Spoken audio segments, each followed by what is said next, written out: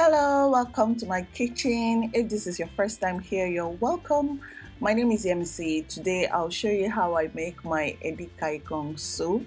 This recipe has been a long time coming because people have been searching sisiyemmie Edikangikong. So today I am bringing you the recipe. Stay tuned, click the like button, subscribe because we always have recipes every week. I went to the market trying to buy something else, but I saw water leaves and immediately I got distracted.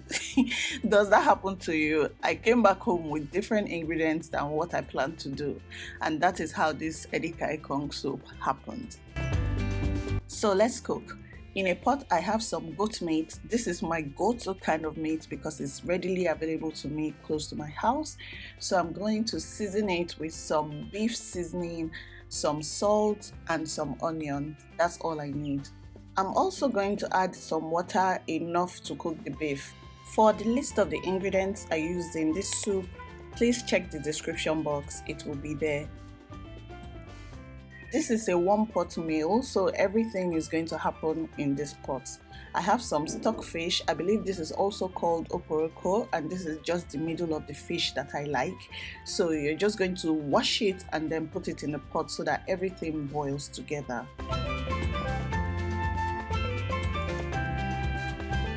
I have some Pomo. This is also known as cow skin, and I'm going to be adding it to the soup, but I don't like to boil it together with the beef because I feel like it has a smell to it and I want it to boil separately so that that smell can go away and then I can put it in the soup. When I'm making this soup, also when I'm making efforiro, I like to cut my meat into little bits. For me, I enjoy it that way than having big chunks of meat. So make sure you cut your pomo into little bite sizes. I'm going to put it in a pot and boil till it becomes soft. The rest of what you need for this soup includes yellow pepper. I love yellow pepper, and then I'm just going to cut it into little bits as well.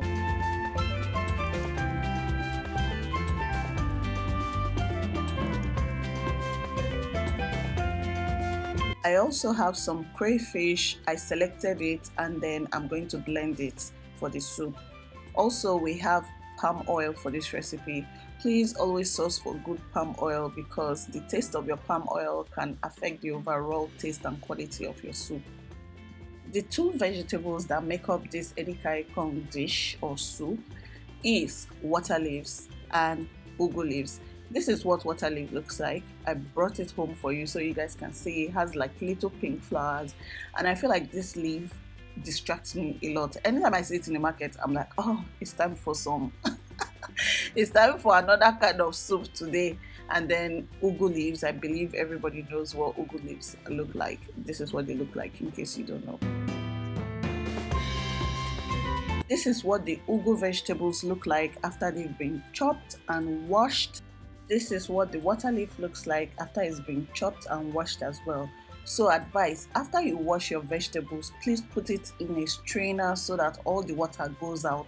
This soup does not need liquid, so you need all the liquid in your vegetables to drain. Now let's go to the meat that has been cooking.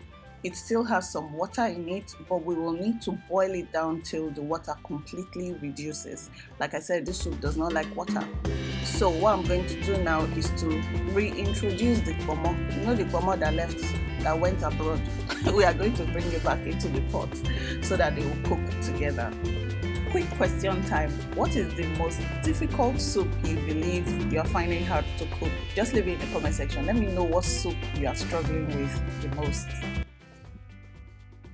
The next step is adding some of your smoked fish into that pot so that everything boils together.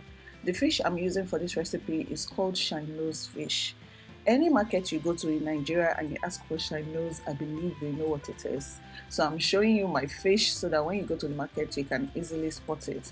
You can also use smoked catfish, but I preferred to use this one for this recipe.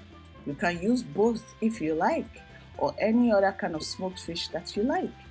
I don't like the head of fish, so I'm not going to be putting it in my soup. I know some of you love the head of fish. I don't like to see head of fish in my soup at all. And I'm trying to debone the fish as much as possible because I have kids that will eat from this. Now I've put the fish in the pot. It's important to note that I wash the fish before deboning it or before opening it, so that you don't wash away the flavor while you're washing it if you do it after. I'm also adding some crayfish and some pepper, and I'm going to mix everything together. Like I told you earlier, we want this meat to boil down so that we do not see any water at all. So no meat stock should be left. So I'm just going to patiently wait for everything to dry down. I'm also going to be putting some Cameroon pepper because I like to use it in my soups. Now we're going to check the meat again, and as you can see, most of the water is gone. We don't need it to start boiling before we move on to the next stage, but most of the water is gone. I'm going to add the palm oil at this stage. You can use as little or as much as you like. If you're someone that is not using palm oil, you can skip it, but it's not going to be authentic Edikangikong. Do you understand? So I've just put some palm oil, mixing everything together, and I will allow it to cook for about 5 minutes.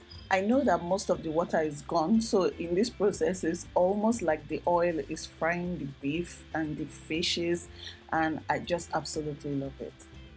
While we are waiting for this soup to finish cooking, I want you to do me a favor. Please click the like button on this video. It helps me out. It lets me know that you like this recipe and I should do similar things like this. So please click the like button right now.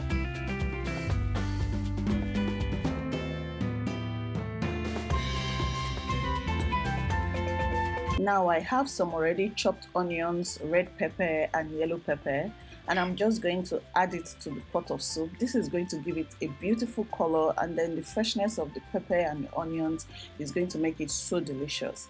I'm adding my ugu first because it cooks longer than the water leaves, and then I'm going to add my water leaf. So you need the water leaf to balance out the ugu. The water you need for this soup is going to come from this water leaf. Even though you can't see the water, believe me, this water leaf is going to produce water. And that's why it's called water leaf. There's no point mixing it when the vegetables are still fresh like this. So just cover the pot and allow it to steam. Once it is steamed, it will be easier for you to mix everything together.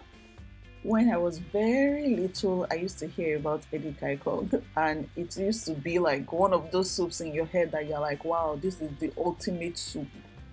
If you can cook this soup, you're a champion. This is the ultimate. But when I grew up and I realized the mechanics or the process, the technique of cooking the soup, this is one of the easiest, I'm telling you, one of the easiest Nigerian soups you can cook because it is so straightforward.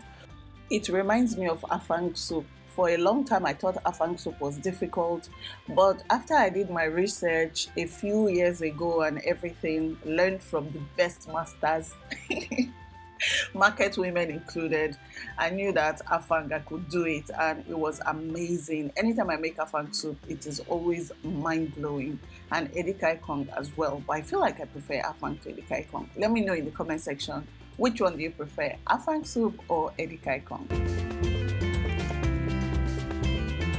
At this point, I'm going to add the leftover crayfish. I like to do this when making some soups because it brings the flavor of the crayfish back and it mixes very well.